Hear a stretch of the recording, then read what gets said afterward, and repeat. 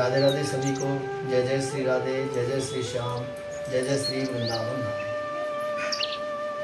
आज हम एकादशी व्रत कथा की तरफ चलते हैं। जैसा कि मोहिनी एकादशी व्रत की कथा के लिए अग्रसर हो रहे हैं हम और आप। मोहिनी एकादशी व्रत। एक बार धर्मराज श्री युधिष्ठिर जी महाराज ने भगवान को प्रणाम करते हुए कहा, हे प्रभु, आपने वैशाख मास की कृष्ण पक्ष की एकादशी यानी बरूथनी एकादशी के बारे में आपने मुझे विस्तार से बताया। हे प्रभु, मैं अब वैशाख मास के शुक्ल पक्ष की मोहिनी एकादशी के बारे में विस्तार से सुनना चाहता हूँ, तो आप मेरे ऊपर कृपा करिए और कृपा करके मुझे मोहिनी एकादशी व्रत के बारे में विस्तार से बताइए।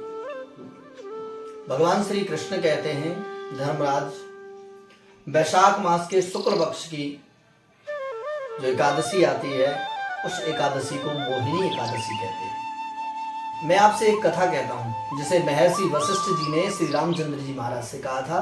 आप ध्यान पूर्वक सुनिए। एक समय श्री रामचंद्र जी महाराज ने श्री वशिष्ठ जी महाराज से कहा, बोले भगवान, ऐसी किसी व्रत की कथा को हमें सुनाइए जिसके श्रवण करने से समस्त पाप समस्त दुखों का नाश हो जाए, क्योंकि मैंने सीता के वियोग में अनेक दुख भोगे हैं, अनेक कष्ट भोगे हैं। महर्षि वशिष्ठ बोले, हे राम, आपकी बुद्धि एकदम शुद्ध और पवित्र है। वैसे तो आपका नाम स्मरण करने से ही जीव शुद्ध और पवित्र हो जाता है, तब भी लोकहित के लिए यह प्रश्न अच्छा है। वैशाख मास में शुक्ल पक्ष में एक एकादशी आती है जिसका नाम है मोहिनी एकादशी।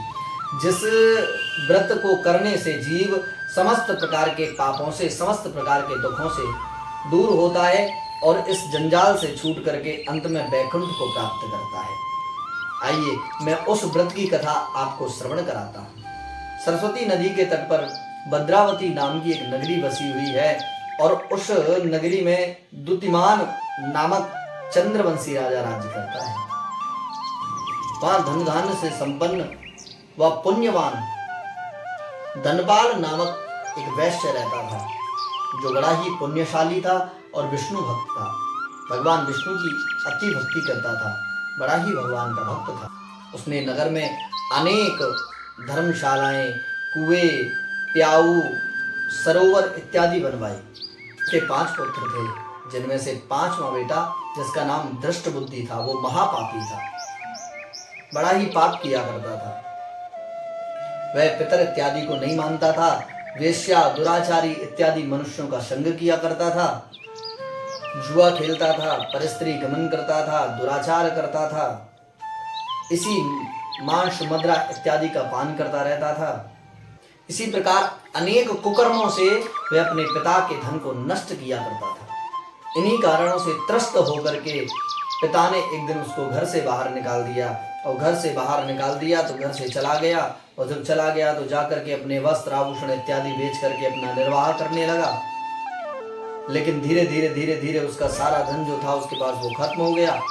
उसके पश्चात में जब धन नहीं रहा तो वो क्या, क्योंकि दुराचारी लोग और वेश्या जो है उसका संग तब तक दें जब तक धन है, और जब धन नहीं होगा तो वो लोग भी साथ छोड़ देते हैं, क्योंकि ऐसे लोगों को केवल आपके धन से प्रेम है।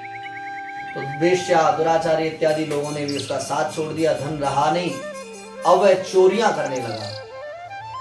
कई बार पकड़ा गया। एक बार पकड़ा गया तो राजा ने, वैश्य का पुत्र है, वही बड़ा धर्मात्मा वैश्य है, उसका पुत्र एक बार छोड़ दिया।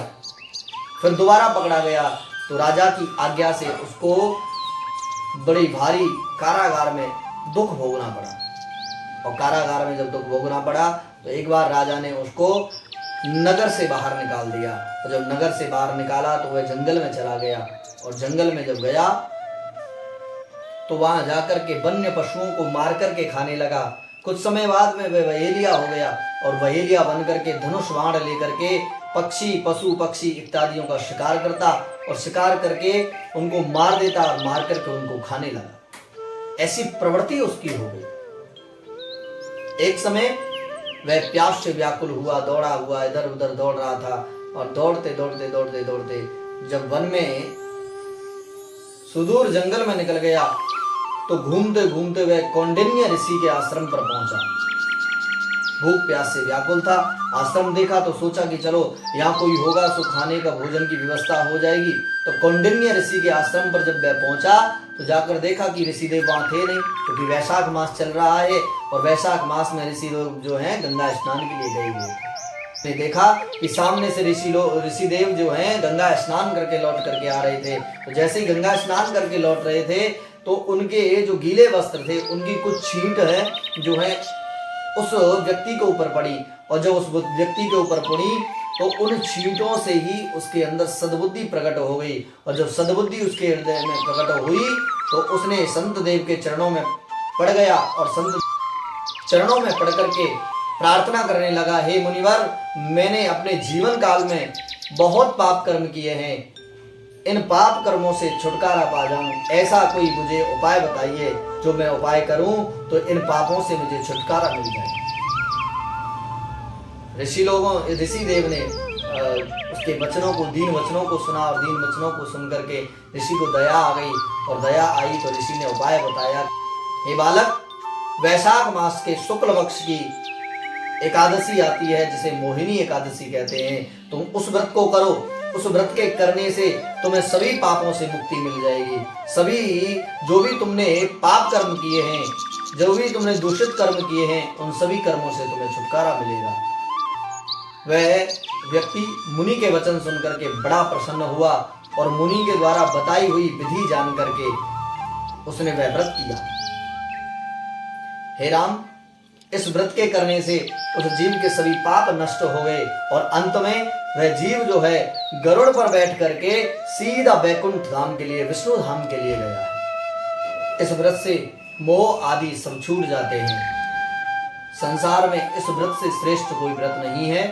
इसके महात्म को पढ़ने एवं सुनने से ही 100 गोदान करने का फल प्राप्त होता है।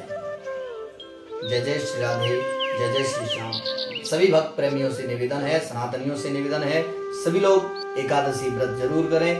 मोहिनी एकादशी व्रत है, इस मोहिनी एकादशी व्रत को करें और व्रत को करके कथा सुने। जय जय श्री राधे, जय जय श्री श्याम, जय जय श्री वृंदावन धाम।